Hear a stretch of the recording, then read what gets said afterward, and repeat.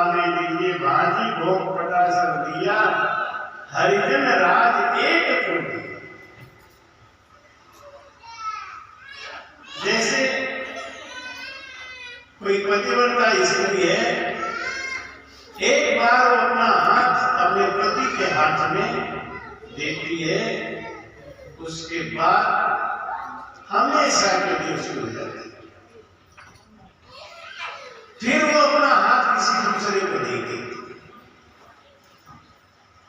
ऐसे ही एक दरियावी महाराज के शिष्य हुए सेठ मधुसूदन। दिल्ली में जो दरियागंज जानते होंगे, नाम सुना होगा दरियागंज। वो दरियागंज नहीं, उसका नाम था दरियागंज। सेठ मधुसूदन जो दरियावी महाराज का शिष्य था, उसने वो महला बसाया। एक बार वो अपने जमुना जी के किनारे पिकनिक मना रहे थे, वहां बैठे आनंद ले रहे थे। तो जब वो नहाने के लिए जमुना जी में गए तो बह गए। जब बह गए तो प्राण ऊपर नीचे होने लगा। तब उन्होंने कहा कि हे गुरु महाराज, हे दरियावी महाराज मुझे बचा लो, हे दरियावी महाराज मुझे बचा लो। उसी समय विष्णु भगवान आ गए। विष्णु भगवान ने हाथ बढ़ाया, आओ बेटा हाथ पकड़ो। बोले नहीं, आप हाथ नहीं। अरे क्या तुम डूब रहे हो, मैं विष्णु को बचा लूंगा कि नहीं, मर जाने को रह जाने, लेकिन हाथ तो मैं अपने गुरु जी को ही दूंगा। दरियावी महाराज जी को ही आना पड़ेगा, नहीं तो डूब जाने में हमें कोई बात नहीं। डूब जाने में हमें कोई इतराज नहीं है, लेकिन मैं आपको हाथ नहीं पकड़ाऊंगा। जरा जरा से बात में लोग अनुपासना करने लगते हैं। जरा जरा सी बात में लोगों का देख के व्रत करने लगते हैं। भाई ने बोला कि महाराज 15 दिन में एकादशी का व्रत कर लेते हो, कोई बुराई है? व्रत करने में कोई बुराई तो है नहीं। आप भी सत्संग में सुनाते हो कि व्रत करने से शरीर शुद्ध होता है, जरूर करना चाहिए। तो क्या हाँ करना चाहिए, तो तुम 10वीं का क्यों नहीं कर लेते, एकादशी नहीं क्यों कर लेते? लोग है ना कहीं नहीं मन में। गुरु जी को क्यों बताया? मन में लोग है। गुरु जी का तो आग ले लिया बस। आपको व्रत करना है ना, तो 9वीं 10वीं एकादशी क्यों? जब मर्जी आए तो खाली छोड़ मत करो। डायबिटीज होने के बाद में शुगर कंट्रोल क्यों? पहले से कर लो, पहले से कम खाओ। तो डॉक्टर मना करेंगे तब मानेंगे नहीं, उसको पहले लगेगा।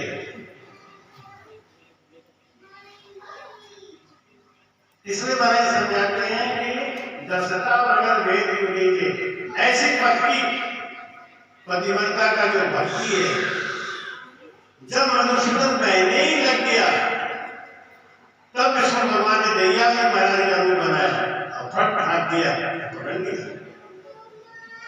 दरियावी महाराज रेड़ में बैठ के सत्संग कर रहे थे, उनकी पूरी बांह भीग गई पानी से, टबर टबर पानी गिरने लगा। शिष्यों ने कहा गुरु जी ये क्या बात है, यहाँ पे पानी नहीं, बरसात नहीं, इतना आपको पसीना भी नहीं है, ये दाहिने हाथ से पानी कैसे टपक रहा है? महाराज ने कहा मुझे भी नहीं पता, ये क्या बात हो गई। 3 दिन के बाद मधुसूदन रेड़ आया और महाराज के चरणों पर गिर के पूरी कथा सुनाई। तब महाराज ने समझ में आया, अच्छा ये बात है। ये महाराज चतुर्भुज रूप पकड़ के भगवान विष्णु ने दर्शन दिया, लेकिन मैंने उनको हाथ देने से मना कर दिया। यहाँ 2.5 रुपए का फायदा हो तो पता नहीं क्या कर देगा। गुरु बदल दे और आपने कुछ मिले तो गुरु की निंदा ही शुरू कर दे। अगर कोई 1 लाख रुपया दे दे तो गुरु को कुछ भी करवाता। ऐसा जीव क्या भक्ति करेगा और क्या ये जीव संसार से पार होगा? पक्का बनो पक्का। भाई कहते हैं कि 10दा बदल वेद योग दीजिए, आन देव बदलाने दीजिए।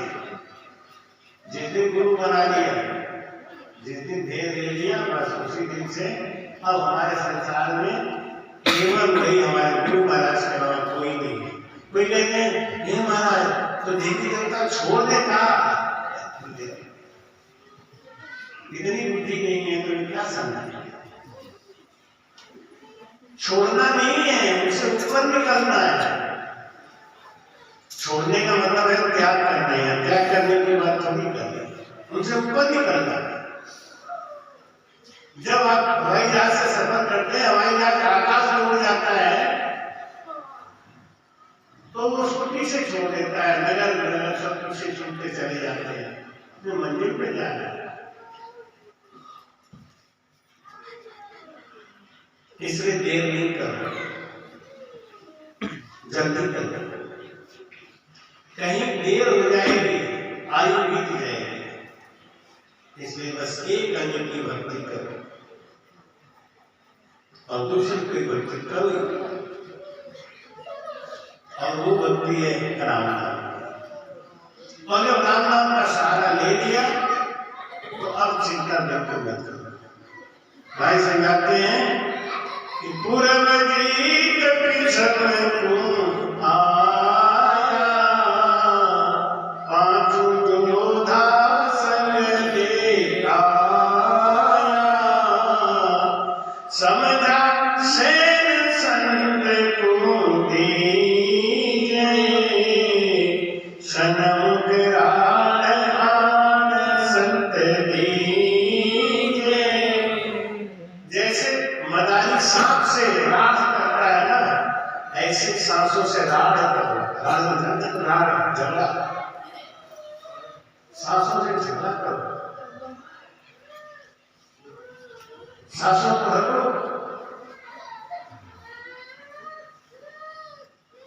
संतों की भाषा को समझो, और जो संत की भाषा को समझ गए वो संसार में जीत गए, और जो संत की भाषा नहीं समझ पाए वो हार गए। एक छोटा सा दृष्टांत याद आ गया भाषा समझने के ऊपर, वो आपको सुना के मान जी विश्राम देते। 11:30 बजे मैंने टाइम दिया था, 9 से 11:30, ठीक 9 बजे हम बैठ गए थे। अब सिस्टम गड़बड़ हुआ तो हम क्या करें, 11:30 बजे तक विश्राम देंगे। तो एक छोटी सी दृष्टांत की बात आई कि अगर आप भाषा समझने में देर कर दिए तो कितना नुकसान हो जाएगा। 4-5 दोस्त थे तो एक किसी होटल में गए रहने के लिए, तो होटल वाले ने कहा भाई साथ में माले में कमरा खाली है, इसमें आप 4 लोग रह सकते हो। तो बोला कि ठीक है, उन्हें रजिस्टर में दस्तखत करो, चाबी ले लो। तो उसने चाबी निकाल कर रखी, एक ने सोचा ये ले लेंगे, एक ने सोचा ये ले लेंगे। आखिर में जो बचा वो हकला था, बेचारा हकलाता था। तो लोग चलने लगे, चलो चाबी तो आएगी, चलते हैं। जाके देखा लिफ्ट खराब थी, सीढ़ी जाने लगा, 7 माला चलना तो बहुत बड़ी बात है। तो लोगों ने कहा लिफ्ट खराब है तो चलो आपस में बातें करते हुए चलते हैं, कहानी सुनाओ, कुछ सुनाओ, कहीं पास रह लेना। तो वो बात करते हुए जा रहे हैं, हगला का है चुप, हगला नहीं, तेरी तो कहानी पूरी हो जाएगी, हम ऊपर पहुंच जाएंगे, राम को चले जाएंगे। तो आता जाता है नहीं बोलना, तो भाई तो फिर दूसरा एक कथा सुना, तो तू चुप रह कर बोलना नहीं, दूसरा कथा सुना तो हगला कर तू है मतलब भाई पीछे क्यों बोलता है, जब भाषा नहीं समझने में कितना गड़बड़ हो रहा है। वो लोग चढ़ते जा रहे हैं, ये हगला क्यों मत बोलना, चाहे कोई हो जाए तो एकदम चुप हो जाए, बोलना नहीं। लेकिन हम बेचारे को बेचैनी हो रही है। तो तीसरा कथा सुना रही है, हगला मानना ही नहीं है, बार-बार बोलते जाए। ऐसे करते करते ऊपर पहुंच गए। चाबी किसके पास है, चाबी दे, तो क्या हमारे पास नहीं? तो हगला बोला, हगला चाबी दे, वही तो कह रहा था, सुनने ही नहीं तुम लोग, चाबी तो नीचे अरे सुनिए, चाबी नीचे से ले आएंगे। नहीं वार्ता समझ में तो चुप, तेरी बात नहीं सुनेंगे। ऐसे कि हमको कोई बात नहीं समझ में आती ना, तो हमको समझने का प्रयास करना चाहिए आगे ऐसा क्यों हुआ, क्यों होता है। वो ज्ञानी आदमी है, हम लोग क्या है छोड़ देते हैं, भजन नहीं लग रहा है छोड़ो, संगत समझ में नहीं छोड़ो, नहीं अकेले की तरह मत बोलो, प्रयास करो। जो चीज हमारी समझ में नहीं आ रही इसका मतलब ये नहीं कि फालतू है, हमें उसको गहराई से पूछना चाहिए। संतों के पास जा जाके महाराज ये वेद क्या है, ये ज्ञान क्या है, पूछना चाहिए। और तब तक पूछो जब तक हमारा भ्रम निवारण नहीं हो जाए, क्योंकि दर्पण बार बार नहीं मिलेगा। अपना भ्रम निवारण करो और भजन से करो। सदगुरु राम जी महाराज जी, कल सुबह का कार्यक्रम आप सब जानते हैं, सुबह 7 बजे जो रूटीन आरती होती है वो होगी। गुरु महिमा और ब्रह्म स्तुति जैसा होता है होगा। उसके बाद में नाश्ता जैसे करते थे करेंगे। नाश्ता करने के बाद में फिर हम लोग यहाँ बैठेंगे, 1 घंटे की संगत करेंगे। कल संक्रांति का पर्व है। ऐसा कहते हैं जो कभी नहीं नहाता वो कल जरूर नहाता है, इसलिए कल तो कम से कम जरूर नहा लें। फिर अगले संक्रांति को देख लेंगे, कोई हिंदू हो ना तो कम से कम संक्रांति पे जरूर नहाता। कुछ लोग कहते हैं कि मैं तो संक्रांति पे जरूर नहाता, तो कल संक्रांति है, सवेरे 4 बजे उठ के नहा लेना, 5 बजे नहा लेना, 6 बजे नहा लेना, कोई बात नहीं। 1 दिन की बात है, फिर साल भर तो फ्री है। अब 1 दिन तो कर ही सकते हैं, नहीं सकते 1 दिन।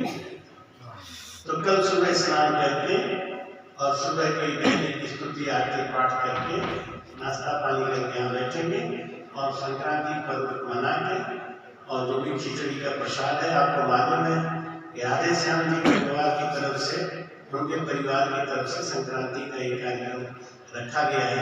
हर साल ही रखा जाता है और इस तन मन से लगे रहते हैं।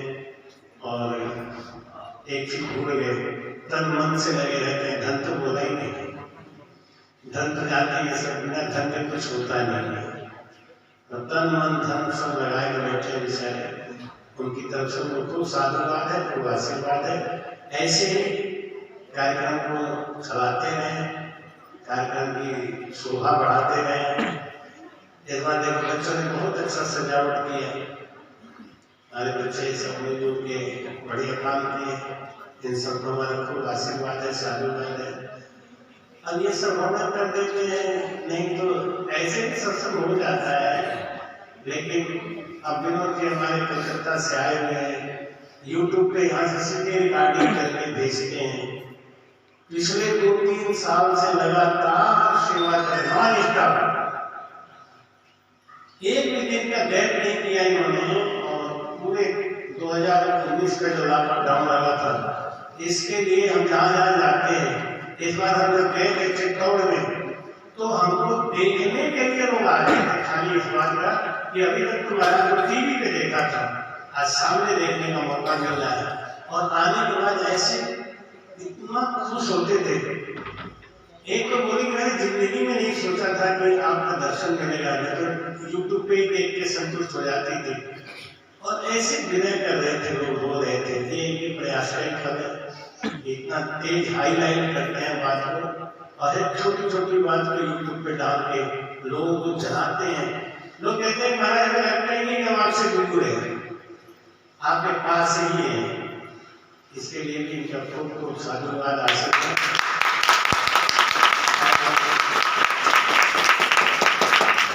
आप सबका खूब साधुवाद। इतनी सर्दी में, इतनी ठंड में, देखो एक बात बताऊं, जब आदमी अपना समझता है, अपना प्रेम समझता है, तभी किसी के यहाँ जाता है, तभी आश्रम में जाता है। मैं भी बच्चा नहीं हूँ, जानता हूँ आप सब आए हैं तो मेरे प्रेम में ही आए हैं, मेरी वजह से ही आए हैं। आप हमको इतना प्रेम करते हैं, तो अब मैं इतना बेवकूफ तो हूँ नहीं कि आप मुझे प्रेम करते हैं तो मैं नहीं समझता, मैं नहीं जानता, वो भी समझता हूँ। इतने कष्ट में आप यहाँ रहेंगे, रात बिताएंगे, ये भी समझता हूँ। ठंड बहुत है, जैसे कल कथा सुनाई थी ना कि मैं मर रहा हूँ कि हाँ मुझे मालूम है, क्योंकि जहर कभी ने दिया है। तो वही वाली बात है कि आप सबके प्रेम के लिए खूब खूब आशीर्वाद और साधुवाद। आप लोग ऐसे अपने प्रेम को बना के रखें। ये प्रेम ही भजन है, ये प्रेम ही भक्ति है। बस इसमें द्वैत भाव नहीं आना चाहिए।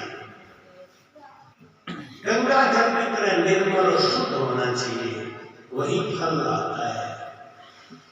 और कपट आते ही जिनने दोषों कहे उनने मोसों कह दे, वो वाली बात होती है। जो आपके दिल में बैठा है वो हमारे दिल में बैठा है। आपके मन में कपट आता है, हमारे मन में भी कपट आ जाता है। आपका शुद्ध प्रेम होता है, हमारा शुद्ध प्रेम होता ही है। एक बार बादशाह जा रहे थे बीरबल के संग, एक लकड़ा आ रहा था, उसको देख के बादशाह को बड़ी गुस्सा आई। उनको लगता था कि इसको अभी देख फांसी पे चढ़ा दो, बहुत गुस्सा आई।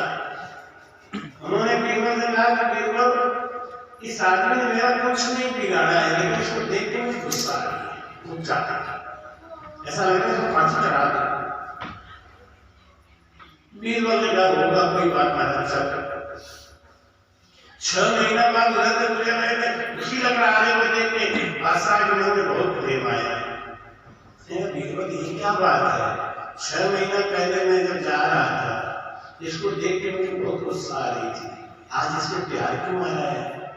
बीरबल ने कहा रुको महाराज किसी को बुलाता हूँ। लकड़हारे को बुलाया। लकड़हारे ने पूछा क्या भाई तुझको देख के 6 महीना पहले बादशाह को गुस्सा होता है, आज प्यार क्यों आ रहा है। उसे हाथ पकड़ के बोला कि अगर मुझे माफी मिले तो मैं सही बात बता दूं। हाँ माफी मिलेगा, सही बात बता। जब बादशाह की सवारी जा रही थी उस दिन तो मेरे पास चंदन की लकड़ी का स्टॉक बहुत था। लाखों रुपए का लकड़ी हमारे पास बेकार पड़ा हुआ था, आर्डर कोई मिल नहीं रहा था, चंदन का पलंग कोई बनवा नहीं रहा था। तो मैंने विचार किया कि राजा मर जाता है तो इसकी चिता में हमारी सब लकड़ियां जल जाती, क्योंकि मेरे पास चंदन का स्टॉक। तो राजा को मैं देख देख के ही सोचता रहेगा कि तू मर जाता तो ठीक था, तू मर जाता तो ठीक था, तू मर जाता। इसलिए राजा को गुस्सा आया। राजा अपने राजधानी जब लौट के गया तो 2 महीने के बाद राजा ने कहा मेरा सारा फर्नीचर बदल दो और चंदन की लकड़ी खरीद के लाओ और उसका हमारा फर्नीचर बनाओ। तो मेरी सारी लकड़ियां राजा ने खरीद ली।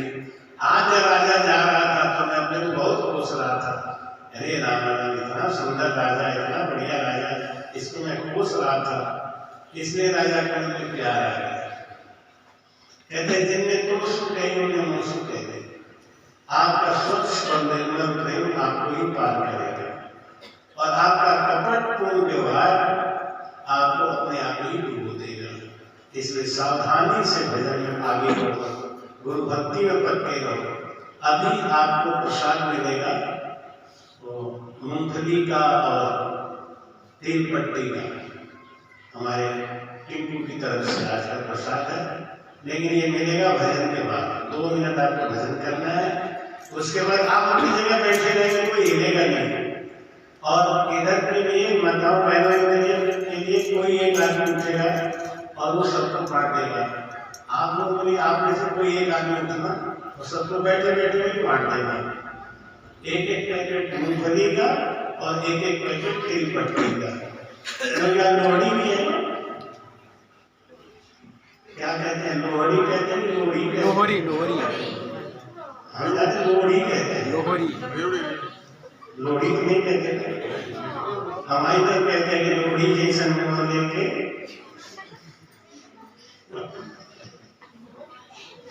ये त्योहार को सुन के हंसी आ जाती है। शुरू से कोई लोहड़ी कहता था, लोहड़ी कहता था, लोहड़ी लोहड़ी तो आज लोहड़ी भी है तो इसको अब हंसी जोर से हंसी। रोटी का मतलब आप समझ में आया क्या?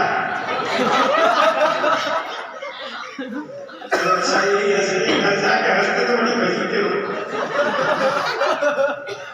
कुछ लोग होते हैं ना आपकी बात सुन लेते हैं, अब उस समय नहीं समझ में आता, इससे थोड़ा देर में काम करता है। अब घर गए जब चारपाई तब समझ में आई, तो पड़ोसी कहता है क्या बात है, हंस क्यों रहे हो? तो महाराज की कथा याद आ गई। अब आइए तो मेरे भजन कर, हंसना स्वास्थ्य के लिए बहुत ज्यादा लाभदायक है। इतना हंस के आपने अपने 100 ग्राम खून को शुद्ध कर लिया, बढ़ाई नहीं शुद्ध कर लिया, आपका खून शुद्ध हो गया हंसने से। रोम रोम में अपना झुमका बैठ जाओ, आसन